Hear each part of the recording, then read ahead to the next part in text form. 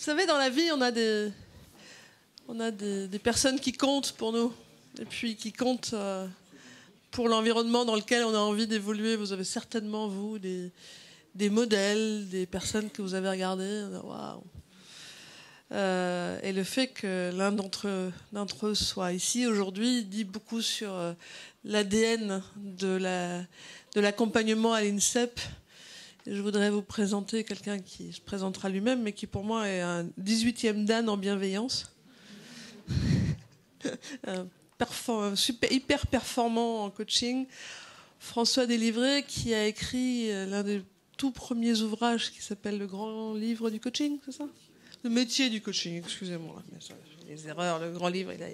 Le métier du coaching qui a été réédité à de nombreuses reprises et que je vous invite à compulser, à lire si vous voulez. Et puis qui a d'autres activités, d'autres talents, dont celui de conteur. Et c'est ce qu'il va maintenant nous offrir, c'est des contes. Est-ce que tu veux nous dire comment tu es passé au conte ? Puis j'arrête, c'est toi. Oui, j'ai commencé ma carrière dans l'ingénierie gazière. Et puis, je suis scientifique de formation. Et puis, vers les 40 ans, j'ai voulu changer. Et là, j'ai eu une hésitation. Et je pensais à vous hier soir parce que je pense qu'il y a des jeunes sportifs qui ont la même hésitation. C'est quand on a deux talents ou deux génies qui sont un peu les mêmes. Donc, on peut être un sportif de très haut niveau et en même temps avoir une réelle compétence, très forte compétence dans un autre domaine. Et il faut choisir parce que c'est difficile de faire les deux en même temps. Et donc, moi, j'hésitais entre le métier de consultant, que finalement j'ai pris, et puis le métier de conteur. C'était dans les années 1990. Finalement, j'ai pris le métier de consultant. C'est pour ça que j'ai écrit le métier de coach et que je me suis lancé dans le coaching. Mais tout de même, ce métier de conteur ou cet art du conte continue à me poursuivre. Et donc, quand j'en ai l'occasion, ma foi, je raconte. Et donc, j'étais très, très surpris que Pascal me demande d'intervenir. Alors, non pas sur le coaching, parce que d'habitude, je fais que des conférences sur le coaching. Puis, je fais les raconter à côté. Mais elle m'a demandé, dans un lieu de coaching, de raconter des contes. Alors, c'est ce que je vais faire. Il y en a un premier, c'est le Café de la Paix. Il est dans le programme, je vais vous le raconter. Puis, j'en ai écrit un deuxième, exprès pour vous. Et c'est la première fois que je vais le raconter, donc voilà. C'est bon ? Merci François, en effet, tu vas nous raconter des contes. François est aussi à l'origine d'une des grandes écoles de coaching en France, dont sont issues, à ma connaissance, au moins une délabellisée, si ce n'est pas deux. François est aussi superviseur comme un certain nombre d'entre nous. Donc, nous bouclons. Merci François, à toi. Je peux prendre un micro ? Oui, mais sans fil peut-être. Ça marche ? Sans fil.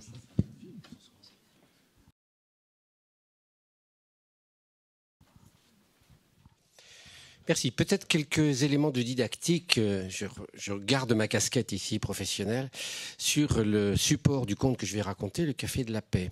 Il s'agit du changement 1 et du changement 2, qui est une notion importante dans le métier de coach. C'est Václavic qui a introduit cette notion et donc il distingue le changement 1 dans lequel une personne change mais en restant dans le même cadre et en faisant plus de la même chose, en persévérant. Et puis il y a le changement 2 qui consiste à changer de système et qui provoque chez la personne un grand retournement. La plupart du temps, le changement 2 est un changement de croyance. Donc, il n'y a pas de meilleur changement. Le changement 2 est souvent valorisé, mais il n'est pas meilleur que le changement 1 parce que c'est vrai qu'on peut échouer, et puis en même temps persévérer et un jour réussir. C'est une question de persévérance. Mais il y a des fois, quand on a des échecs répétitifs, il faut savoir passer à un autre système, la plupart du temps mental. Et c'est ce que je me propose de vous raconter maintenant avec ce conte.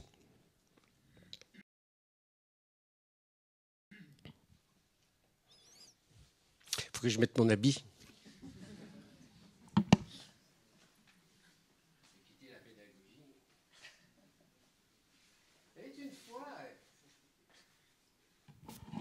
Un homme gris, gris un peu voûté, et surtout il n'avait aucun succès auprès des femmes.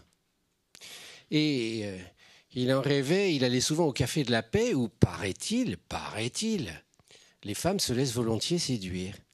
Alors il repérait une femme esselée et puis il l'abordait, il lui offrait un chocolat et puis il lui proposait d'aller faire un tour sur le boulevard des Italiens et l'homme rêvait de ce qui pouvait se passer. Lui, son rêve à lui, c'était qu'il soit tellement séduisant que la femme, sans qu'il ait rien à demander lui, que la femme lui tombe dans les bras, lui dise de venir chez lui pour passer une nuit torride. Bon, mais ça n'arrivait jamais. Il était gris. Bon. Et l'homme se disait que tout de même, si jamais ça arrivait, eh bien, là, seulement dans la chambre, une fois que tout serait conclu, il lui raconterait son histoire secrète, l'histoire de la souris, la petite souris qui buvait du lait dans une soucoupe blanche. Bon, mais ça n'arrivait pas.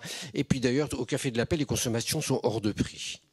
Donc l'homme était désespéré, mais un jour, il gagna au loto. Et qu'est-ce qu'on peut faire avec l'argent du loto? Eh bien, on peut s'offrir un coach.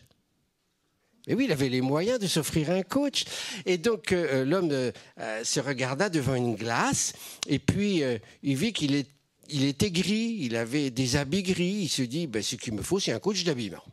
Donc, il va voir un coach d'habillement, il lui dit, voilà, bon, le coach d'habillement lui dit, ben, pas de problème. Donc, il le remet de pied en cap, grand magasin, beau costume, belle chemise, tout et tout. Et le coach lui dit, mais avec ça, vous allez faire un tabac au Café de la Paix. Alors, il va au Café de la Paix, il repère une femme, et il discute un peu le boulevard des Italiens, et il dit à la femme, regardez comme je suis bien habillé.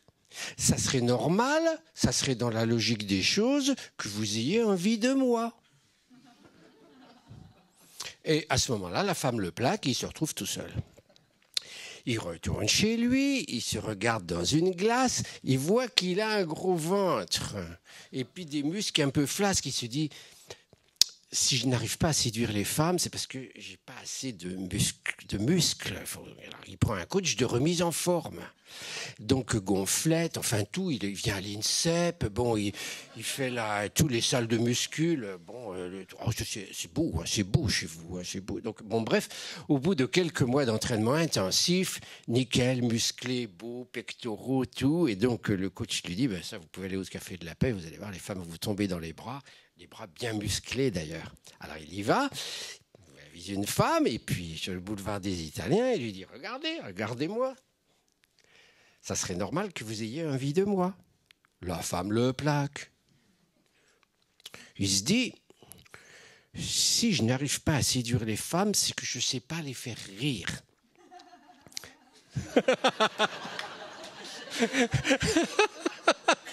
Bon, ben, au moins, j'ai réussi à faire quelqu'un. Et donc, on voudrait l'inventer que... Bon, et donc, il prend un coach de rire. Et le coach de rire lui apprend des blagues. Il devient drôle. Il va au Café de la Paix. Il avise une femme. Il lui raconte des blagues. La femme rit. Et il l'emmène sur le boulevard des Italiens. Il lui dit, regardez comme je suis drôle. Ça serait normal que vous ayez envie de moi. La femme le plaque. Il se dit, si je n'arrive pas à séduire les femmes, c'est parce que je ne sais pas bien faire l'amour. Les femmes, elles aiment les hommes qui savent bien faire l'amour. Donc, il prend une coach de sexe qui lui apprend tout. Hein. La cravate japonaise, la sucette kirghize, le dessous d'eux et le dessus d'eux, enfin tout, quoi. Et donc, à la fin, il s'adresse à la coach de sexe, je lui dis, vous m'avez tout appris, donc maintenant, vous et moi, on pourrait peut-être, parce que ça serait normal que vous ayez envie de moi. Mais la coach de sexe lui flanque une gifle. Alors, il va voir un coach professionnel. Un vrai. Il lui raconte son histoire et le coach professionnel lui explique le changement 1 et le changement 2, ce que je vous ai expliqué tout à l'heure.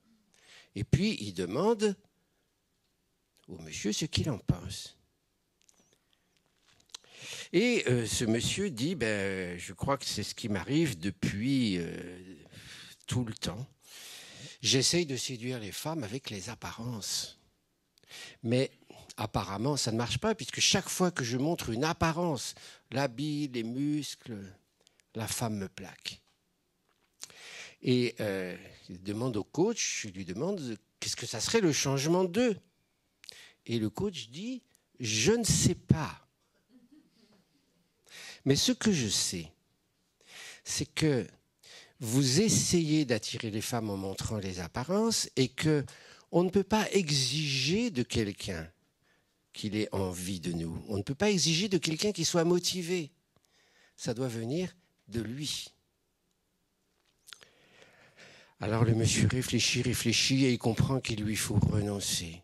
Il lui comprend qu'il lui faut renoncer à attirer les femmes sur le seul biais des apparences. Et donc il sort de l'entretien avec le coach et il marche dans Paris. Et il passe devant le Café de la Paix. Il y avait justement une femme qui était là esselée et lui offre un chocolat. Et ils partent tous les deux sur le boulevard des Italiens. Et là, l'homme comprend qu'il lui faut prendre ce risque énorme de raconter tout de suite à la femme l'histoire de la petite souris qui buvait du lait dans une soucoupe blanche. Et il dit à la femme, j'ai une histoire très très belle que je me raconte tous les soirs, mais j'ai jamais osé la raconter à une femme. Est-ce que ça vous plairait de l'écouter? La femme dit oui. Et quand l'homme a fini l'histoire, la femme l'invite chez lui pour une superbe nuit d'amour.